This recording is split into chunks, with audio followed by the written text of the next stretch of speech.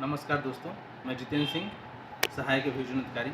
मैंने एलएलबी इलाहाबाद विश्वविद्यालय से और एलएलएम बनारस हिंदू विश्वविद्यालय से किया है और प्रथम ही प्रयास में नेट जेआरएफ भी क्वालिफाइड रहा हूँ। दोस्तों, वर्तमान समय में मैं चूँकि सहायक अभियोजन अधिकारी के पद पे हूँ और मैं लगातार कॉम्पिटिटिव एग्ज़ाम भी देता रहा हूँ, तो बहुत सी चीज़ों के बारे में जानकारी लगातार अर्जित हो गई है।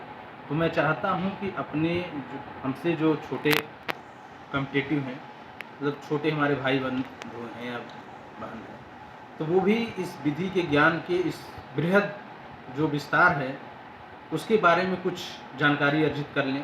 जितना यथासंभव मुझसे प्रयास होगा मैं उनको देने का प्रयास करूँगा।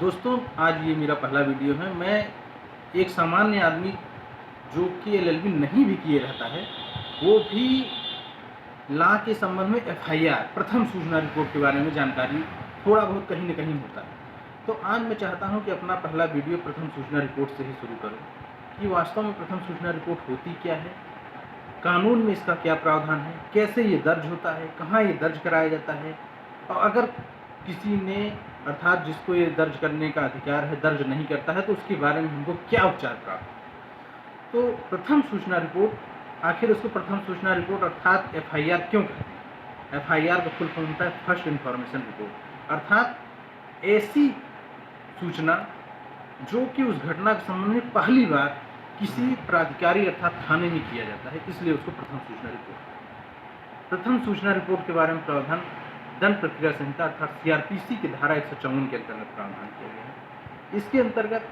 कोई भी व्यक्ति जिसके साथ घटना घटित हुई है, कोई घटना घटित हुई है जैसे कि लूट, डकैती, मारपीट, रेप एटसेट्रा कुछ भी हुआ है, कुछ भी घटना घटित है, वो संबंधित थाने में जाकर के इस घटना की लिखित रूप में या मौखिक रूप से सूचना दे सकता है। लिखित रूप में अगर वो सूचना देता है तो सामान्य बोलचाल में उसको तहरीर कहा जाता है।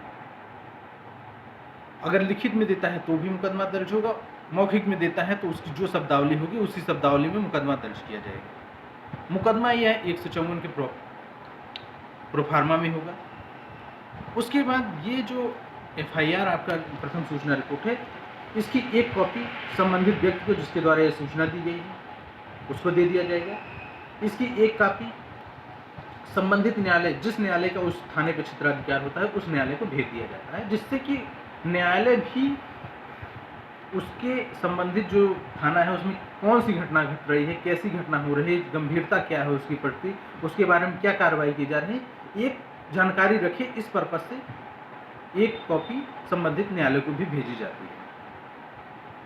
अच्छा, अब मैं ये बताना चाहता हूँ कि अगर मान लीजिए आप प्रथम सूचना रिपोर्ट दर्ज कराने के लिए थाने में जाते हैं और आपका मुकदमा दरोगा जी, एसएचओ साहब जो भी हैं वहाँ पे, वो दर्ज करने से मना कर देते हैं या कहते हैं आपके साथ ऐसी घटना नहीं घटित हुई है, मैं नहीं दर्ज करूँगा, या एटसेट्रा कोई भी दूसरी तरफ से प्रभाव है, इस तरीके से आपका मुकदमा दर्ज नहीं होता है। तो उसके बारे में आप जैसे मुकदमा दर्ज नहीं किया इन्होंने, आपने तहरीर दिया थाने में, इन्होंने मुकदमा आपका दर्ज नहीं किया, तो आप उसको रजिस्ट्री के माध्यम से कप्तान के यहाँ भेज सकते हैं। कप्तान अर्थात एसपी साहब के यहाँ आप भेज सकते हैं उसको। अगर एसपी साहब के यहाँ वो प्रार्थना पत्र आपका पहुँचेगा, वो देखते हैं, देखने के बाद अगर उनको लगता है कि हाँ मुकदमा दर्ज किया जाना चाहिए, इस तरीके की घटना आपके साथ हुई है, तो वो संबंधित थानाध्यक्ष को आदेशित करेंगे कि इस पर मुकदमा दर्ज किया जाए। अगर कहीं से आपको वहाँ से भी रिलीफ नहीं मिलती है, अर्थात वहाँ से भी आपको मुकदमा दर्ज करने का कोई आदेश नहीं होता, तो ऐसा नहीं है कि आपको उपचार नहीं मिलेगा, आपको उपचार है,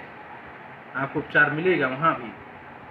आप फिर न्यायालय के सामने, अगर पुलिस के द्वारा आपके जो घटना घटित हुई है उसका उपचार नहीं मिलता है तो आप संबंधित थाने में, संबंधित न्यायालय में जाएंगे। न्यायालय में आप उसी घटना के संबंध में पूरा कि हमने संबंधित थाने में दिया था, उसके बाद रजिस्ट्री के माध्यम से एसपी साहब के यहाँ दिया था, उसकी भी आप प्रूफ लगाएंगे। आप थाने में एप्लीकेशन देंगे। न्यायालय को अगर लगता है, माननीय न्यायालय को अगर लगता है कि आपके साथ सही में ऐसी घटना घटित हुई है, तो वो संबंधित थाने को आदेशित करेंगे कि आपका मुकदमा दर्ज हो। माननीय न्यायालय के अंतर्गत जो ये प्रार्थना पत्र एफआईआर दर्ज किए जाने के संबंध में दिया जाता है, वो धारा 156(3) के अंतर्गत दिया जाता है। तो वहाँ से आपका मुकदमा एफआईआर दर्ज करने का आदेश होगा, उसके आगे कार्रवाई। आज के लिए दोस्तों बस इतना ही।